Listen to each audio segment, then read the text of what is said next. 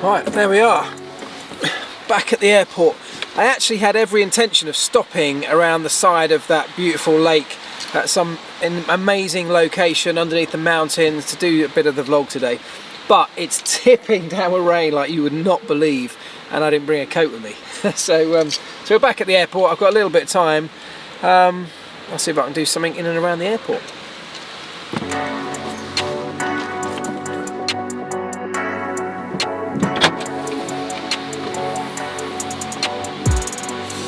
Look at that magic camera.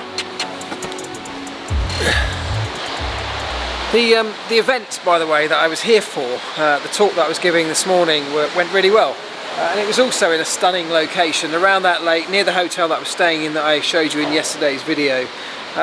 This place is beautiful, and actually I'm back in next week doing some stuff for Formula E, so I get another chance to see it, and hopefully the weather might just be a little bit better.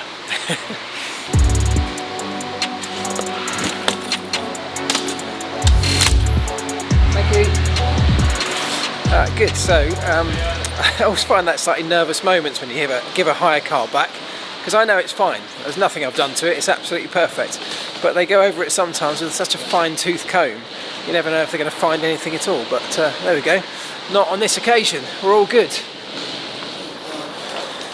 Now, at this morning's talk, as is often the case, I take some questions from the audience at the end, and I had a question this morning which I kind of answered not flippantly, but he asked it in a light-hearted way, so I gave a light-hearted answer.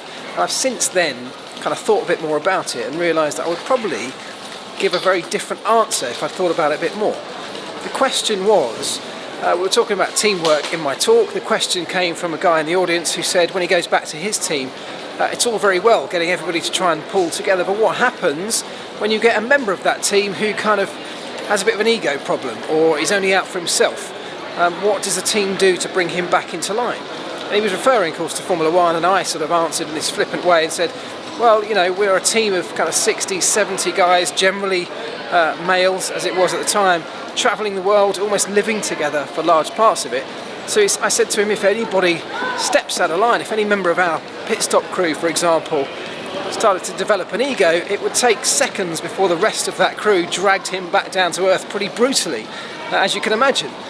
Nobody's allowed to step out of line in that way within a team like that. The reality, though, if you think about it a bit more, is that within the world of Formula One, of course, we actually encourage those egos. We actually encourage members of our team to almost just be out for themselves, don't we?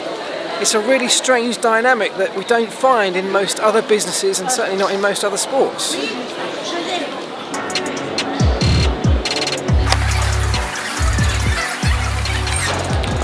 I am, of course, talking about the drivers in Formula One, because in Formula One, of course, we have this dynamic where we have a team championship in which we're trying to compete, but we also have two drivers within that team trying to compete for their own championship. And quite often, the two can be a direct conflict against one another. So we're asking the drivers to look out for number one and to go for this big world championship, the Drivers' World Championship, in which they, only they, will take the accolades as being the best in the sport. But at the same time, we're trying to win this team's championship, which for an awful lot of people is the most important one for the people inside that team. And sometimes to be able to, for a driver to win his, he needs to have that ego, he needs to have that self-centered belief that he can be the best over and above anybody else, even his teammate. And when I started to think about this a little bit more this morning, of course it starts to ring true with current Formula One. I know that I've experienced it, you all know I've experienced it. 2007 is perhaps one of the biggest examples of it in the modern era, with Lewis and Fernando. And then we had it with Lewis and Nico Rosberg over the last few years. And now we've got this situation where Lewis, and this is something that was picked up by Autosport. I saw a story yesterday, I think it was, pop up on their site about this. Lewis has now got another teammate in the best car on the grid that could end up being a potential threat for him. Valtteri Bottas 2.0, as we now know it. What's that going to play out like? How is, if the challenge from Ferrari falls away, the only direct competitor that Lewis might have for another sixth world championship would be his teammate in Valtteri Bottas, who's now this ultra-aggressive Valtteri, the guy who has taken a bit of a leaf out of Nico Rosberg's book and is out for himself. He's not out for anybody else. He's definitely not being a team player this year. And that's not a criticism. That's what he has to do to give him the best chance to win that World Championship. So to go back to the guy's question this morning, what do you do in Formula One if you get a member of your team that has a big ego, steps out of line, and is only out for himself? Well, we encourage it in Formula One, don't we? Bonjour. Bonjour. Thank you. At what time is your flight? 3:10. Thank you very much.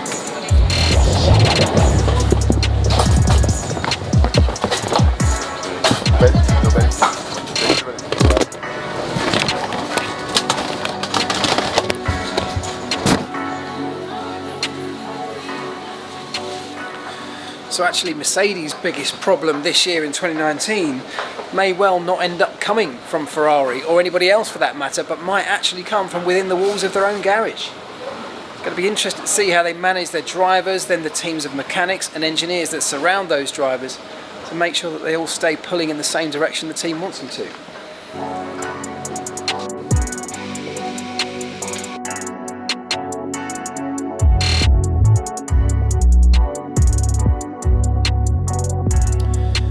Right, now back home, obviously it is 6:30 on Friday morning now, and I'm up really early because today is the first day of filming on the new Wheeler Dealers show.